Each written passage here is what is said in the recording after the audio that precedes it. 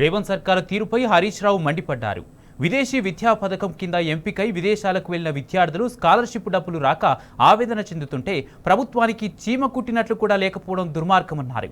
నిధులు విడుదల చేయకుండా తాత్సారం చేస్తుండడం పేద మధ్యతరగతి విద్యార్థులకు శాపంగా మారుతుందని ఆగ్రహం వ్యక్తం చేశారు.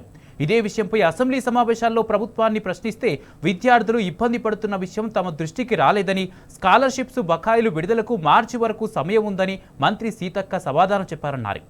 ఈ మాట చెప్పి 3 నెలలు పూర్తి కావస్తుంది. ఇప్పటి వరకు ₹3 బకాయిలు కూడా చెల్లించిన దాఖలాలు లేవని నిప్పులు చెరిగారు.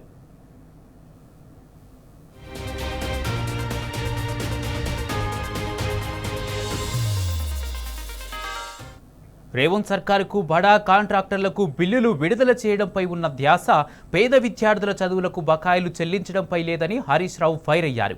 ఎస్సీ, ఎస్టీ, బీసీ, మైనారిటీ సహా అగ్రవర్ణ పేద విద్యార్థులు విదేశాలకు వెళ్లి ఉన్నత చదువులు చదవాలనే లక్ష్యంతో కేసీఆర్ ప్రారంభించిన విదేశీ విద్యా పథకాన్ని కాంగ్రెస్ ప్రభుత్వం నీరుగారుస్తుందని మండిపడ్డారు. కాంగ్రెస్ అధికారంలోకి వచ్చిన నాటి నుండి ఇప్పటి వరకు ఒక్క విద్యార్థిని కూడా ఈ పథకం కింద ఎంపిక చేయలేదన్నారు. ఏడాదిన్నరగా ప్రక్రియ దరఖాస్తుల దశలోనే నిలిచిపోయిందన్నారు. కొందరు దరఖాస్తుదారులు ఇప్పటికే అప్పులు చేసి విదేశీ విద్యకు వెళ్ళగా మరికొందరు ఆర్థిక పరిస్థితులు అనుకూలించక పథకంలో ఎంపిక అవుతామోనని ఆశతో ఇక్కడే ఉండి ఎదురు చూస్తున్నారన్నారు. ప్రభుత్వం మొద్దు నిద్రను వీడి తక్షణమే స్కాలర్షిప్ బకాయిలను విడుదల చేయాలన్నారు. విదేశీ విద్యా పథకం లబ్ధిదారుల ఎంపిక ప్రక్రియ పూర్తి చేసి పేదలకు విదేశాల్లో చదివే అవకాశం కల్పించాలని ప్రభుత్వాన్ని డిమాండ్ చేశారు.